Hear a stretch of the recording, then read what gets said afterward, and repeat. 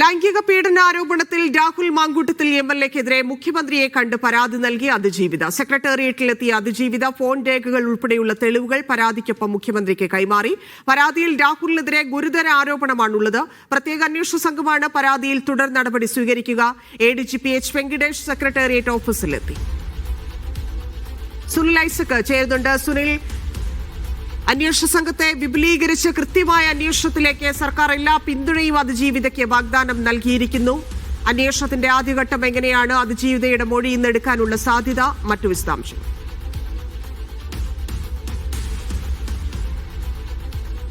ഇന്ന് ഉച്ചയ്ക്ക് ശേഷം 3 മണിയോടുകൂടിയാണ് അതിജീവിത മുഖ്യമന്ത്രിയുടെ സെക്രട്ടേറിയറ്റിലെ ഓഫീസിലെത്തി പരാതി നൽകിയത്. പരാതിയിൽ ഗുരുതരമായ ആരോപണങ്ങളാണ് രാഹുൽ മാങ്കൂട്ടത്തിനെതിരെ ഉന്നയിച്ചിരിക്കുന്നത്. ഗർഭചിത്രത്തിന് പ്രേരിപ്പിക്കൽ, ലൈംഗിക പീഡനം, മാനസിക ശാരീരിക പീഡനങ്ങൾ തുടങ്ങി നിരവധി പരാതികൾ ഈ പരാതിയിൽ ഉന്നയിക്കുന്നുണ്ട്. എന്തായാലും അതിന് ഉപോത്ഭകമായ ചില തെളിവുകളും സയന്റിഫിക് എവിഡൻസുകൾ ഈ പരാതിക്കൊപ്പം നൽകിയിട്ടുണ്ട് എന്നാണ് നമുക്ക് ലഭിക്കുന്ന വിവരം. നിലവിൽ പുറത്തു വന്നതും പുറത്തു വരാത്തതുമായ ഇരുവരും തമ്മിലുള്ള ഫോൺ സംഭാഷണങ്ങൾ, ചില വാട്സപ്പ് ചാറ്റുകൾ അടക്കമുള്ള ഡിജിറ്റൽ തെളിവുകളും ഈ പരാതിക്കൊപ്പം പരാതിക്കാരി മുഖ്യമന്ത്രിയുടെ ഓഫീസിന് നൽകിയിട്ടുണ്ട്. എല്ലാ തരത്തിലുള്ള പിന്തുണയും മുഖ്യമന്ത്രിയുടെ ഓഫീസ് പെൺകുട്ടിക്ക് വാഗ്ദാനം ചെയ്യുകയും ചെയ്തിട്ടുണ്ട്. പക്ഷേ പെൺകുട്ടി പരാതി നൽകി കുറച്ച് സമയത്തിന് ശേഷം അവിടെ നിന്ന് മടങ്ങി. നിലവിലിപ്പോൾ പെൺകുട്ടി സെക്രട്ടേറിയറ്റിൽ നിന്ന് മടങ്ങിയിട്ടുണ്ട്.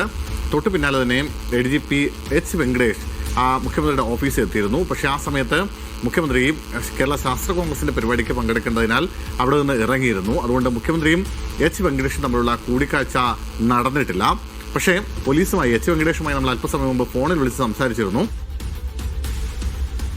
സുനിലേക്ക് വരാം. നിയമ പോരാട്ടത്തിന് കടക്കുകയാണെന്ന് രാഹുൽ മാങ്കൂട്ടത്തിന്റെ ഫേസ്ബുക്ക് പോസ്റ്റും അല്പസമയം മുൻപ് വന്നിരുന്നു. കുറ്റം ചെയ്തിട്ടില്ലെന്ന് ഉറപ്പുണ്ടെന്നും സത്യം ജയിക്കുമെന്നും രാഹുൽ മാങ്കൂട്ടത്തിൽ പറയുന്നുണ്ട്. ആ സാഹചര്യത്തിലാണ് സെക്രട്ടേറിയറ്റിൽ അന്വേഷണ സംഘം അതുമായി ബന്ധപ്പെട്ട് എന്ത് നടപടികളിലേക്ക് ആദ്യം കടക്കണം എന്നുള്ള ആലോചനകൾ നടത്തുന്നത്. മുഖ്യമന്ത്രിയെ നേരിട്ട് കണ്ടാണ് പരാതികൾ അറിയിച്ചിരിക്കുന്നത്. മുഴുവൻ തെളിവുകളും, ചാറ്റും ഇതുമായി ബന്ധപ്പെട്ടുള്ള ഓഡിയോകളും ഉൾപ്പെടെയുള്ള മുഴുവൻ തെളിവുകളും പരാതിക്കാരി ഈ അതിജീവിത പരാതിക്കൊപ്പം ഹാജരാക്കി എന്നാണ് മനസ്സിലാക്കുന്നത്. സ്വാഭാവികമായിട്ടും അതുകൂടി അടിസ്ഥാനപ്പെടുത്തിയുള്ള വകുപ്പുകളിലേക്ക് കൂടിയായിരിക്കും കടക്കുക. സുനിൽ ഐസക് വീണ്ടും ചേരുന്നുണ്ട്. സുനിൽ, എന്തൊക്കെ വകുപ്പുകളായിരിക്കും എന്നുള്ളത് അറിഞ്ഞിട്ടുണ്ടോ? എന്തൊക്കെ നടപടികളിലേക്കായിരിക്കും ആദ്യം കടക്കുക? കോൺഗ്രസിനെ സംബന്ധിച്ച് എത്ര വലിയ പ്രതിരോധത്തിലായി? ധന്യ, ഈ പരാതി മുഖ്യമന്ത്രിയുടെ ഓഫീസിൽ ലഭിച്ചിട്ട് മാത്രമേ ഉള്ളൂ. ഈ പരാതി അതിന്റെ ഒരു ലീഗലായ അല്ലെങ്കിൽ അതിന്റെ ഒരു കൃത്യമായ റൂട്ടുണ്ട്. അതുവഴി മാത്രമായിരിക്കും ആ പരാതി മുന്നോട്ട് പോവുക. മുഖ്യമന്ത്രിയുടെ ഓഫീസ് അത് DGP കൈമാറും. DGP ആയിരിക്കും ഇത് H. വെങ്കടേഷിന് കൈമാറുക എന്നാണ് അദ്ദേഹവുമായി സംസാരിക്കുമ്പോൾ അദ്ദേഹം പറഞ്ഞത്. അല്ലാതെ നേരിട്ട് മുഖ്യമന്ത്രിയുടെ ഓഫീസ് ഇത് H. വെങ്കടേഷിനെ ഏൽപ്പിക്കില്ല എന്നാണ് അദ്ദേഹം പറഞ്ഞത്. മാത്രമല്ല, ഇപ്പോൾ അല്പസമയം മുമ്പ് അദ്ദേഹം മുഖ്യമന്ത്രിയുടെ ഓഫീസിൽ പോയത് ഏതെങ്കിലും തരത്തിൽ ഈ കേസുമായി ബന്ധപ്പെട്ട കാര്യത്തിനല്ല, മറിച്ച് അടുത്ത ദിവസം രാഷ്ട്രപതി തിരുവനന്തപുരത്ത് എത്തുന്നുണ്ട്. അദ്ദേഹത്തിന്റെ സുരക്ഷയുമായി ബന്ധപ്പെട്ട വിഷയങ്ങൾ ചർച്ച ചെയ്യുന്നതിന് വേണ്ടിയാണ് അവിടെ ഓഫീസിൽ പോയതെന്നും ഈ പരാതി തനിക്ക് ലഭിച്ചിട്ടില്ലെന്നുമാണ് H. വെങ്കടേഷിനോട് ഫോണിൽ സംസാരിക്കുമ്പോൾ അദ്ദേഹം പറഞ്ഞത്.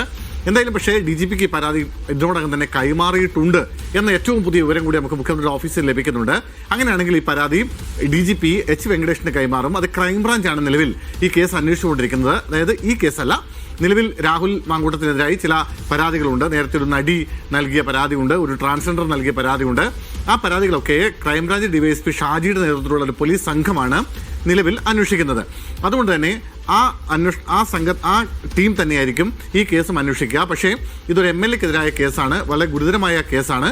സ്വാഭാവികമായും ഈ DYSP റാങ്കിലുള്ള ഒരു ഉദ്യോഗസ്ഥന് അത് അന്വേഷിച്ചാൽ മതിയാവില്ല. അതുകൊണ്ട് ഒരു IPS ഉദ്യോഗസ്ഥ അടക്കമുള്ള ആളുകളെ ഉൾപ്പെടുത്തിക്കൊണ്ട് ഈ അന്വേഷണ സംഘം വിപുലീകരിക്കുകയും വളരെ ശാസ്ത്രീയമായും നിയമപരമായും മാത്രമായിരിക്കും ഈ കേസുമായി ഇവർ മുന്നോട്ട് പോവുക. കാരണം ഈ തദ്ദേശ തെരഞ്ഞെടുപ്പ് കാലഘട്ടമാണ്. ആ കാലഘട്ടത്തിൽ തിരക്കിട്ട് ഒരു അറസ്റ്റിലേക്ക് നീങ്ങിയാൽ, ഏതെങ്കിലും തെളിവുകളുടെ അഭാവത്തിൽ അറസ്റ്റിലേക്ക് നീങ്ങുകയും കോടതിയിൽ നിന്ന് തിരിച്ചടി ഉണ്ടാവുകയും ചെയ്താൽ അത് പോലീസിനും സർക്കാരിനും വലിയ നാണക്കേടാകും, മാനക്കേടാകും. അതുകൊണ്ട് തന്നെ കൃത്യമായ നിയമോപദേശങ്ങളുടെ അടിസ്ഥാനത്തിൽ മുന്നോട്ട് പോകാനാണ് ഇപ്പോൾ പോലീസിന് ലഭിച്ചിരിക്കുന്ന നിർദ്ദേശം. അങ്ങനെയാണെങ്കിൽ ആദ്യം ചെയ്യേണ്ടത് പെൺകുട്ടിയുടെ മൊഴി രേഖപ്പെടുത്തുക എന്നതാണ്. എന്തായാലും ഇന്ന് പെൺകുട്ടിയുടെ മൊഴി രേഖപ്പെടുത്തില്ല എന്ന് നമുക്ക് പൂർണ്ണമായും ഉറപ്പിക്കാം. കാരണം അക്കാര്യം പോലീസ് ഉദ്യോഗസ്ഥർ തന്നെ സ്ഥിരീകരിക്കുന്നുണ്ട്. പരാതി സ്വീകരിച്ചു കഴിഞ്ഞിട്ടുണ്ട്. എന്തായാലും ഒരുപക്ഷെ നാളെ ആയിരിക്കാം പെൺകുട്ടിയുടെ മൊഴി രേഖപ്പെടുത്തുക. അതിനുശേഷം വേണ്ടി വന്നാൽ 164 രേഖപ്പെടുത്തും. അതായത് പെൺകുട്ടിയുടെ മൊഴി ഏതെങ്കിലും ഒരു മജിസ്ട്രേറ്റിന് മുന്നിൽ രേഖപ്പെടുത്തും. അതിനോടനുബന്ധിച്ച് മാത്രമായിരിക്കും ഈ മൊഴി പഠിച്ചതിന് ശേഷമായിരിക്കും നിയമോപദേശം തേടുക.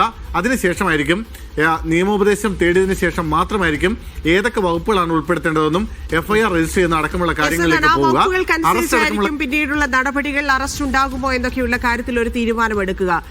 സുനിൽ, ഇവിടെ രാഷ്ട്രീയമായിട്ട് ഇപ്പൊ തൊട്ടു മുമ്പ് വീണ ജോർജിന്റെ ഒരു പോസ്റ്റ് കൂടി വന്നിട്ടുണ്ട്. പ്രിയപ്പെട്ട സഹോദരി തളരരുത്, കേരളം നിനക്കൊപ്പമുണ്ട് എന്ന് പറഞ്ഞുകൊണ്ട്. അപ്പം അത്രയധികം സപ്പോർട്ട് ഇല്ലെങ്കിൽ ആ രീതിയിലാണ് സർക്കാർ ഇത് കൈകാര്യം ചെയ്യുന്നത് എന്ന് വ്യക്തമാക്കുന്ന രീതിയിലാണ് ഈ വരുന്ന പ്രതികരണങ്ങളും ഈ പോസ്റ്റുകളും. ഒപ്പം തന്നെ സർക്കാരിന്റെ അത്രയും വേഗത്തിലുള്ള അന്വേഷണത്തിലേക്ക് കടക്കാനുള്ള ആ വേഗതയും. അപ്പൊ സ്വാഭാവികമായിട്ടും രാഷ്ട്രീയമായിട്ട് പ്രത്യേകിച്ച് തെരഞ്ഞെടുപ്പ് നിൽക്കുന്ന സാഹചര്യത്തിൽ കോൺഗ്രസ് ഇതിനെ എങ്ങനെ മറികടക്കും എന്നുള്ളതാണ്. കോൺഗ്രസിന്റെ ഭാഗത്തു നിന്നും രാഹുൽ മാങ്കൂട്ടത്തിനെ തള്ളി പറഞ്ഞിരുന്നു. രാഹുൽ മാങ്കൂട്ടത്തിൽ ഒരു പരിപാടിയിലും പങ്കെടുക്കേണ്ട എന്ന് പറഞ്ഞിരുന്നു. സസ്പെൻഷന് ശേഷവും രാഹുൽ തുടർന്നിരുന്ന കാര്യങ്ങളിലുള്ള അതൃപ്തികൾ നേതാക്കൾ വ്യക്തമാക്കുകയും ചെയ്തിരുന്നു.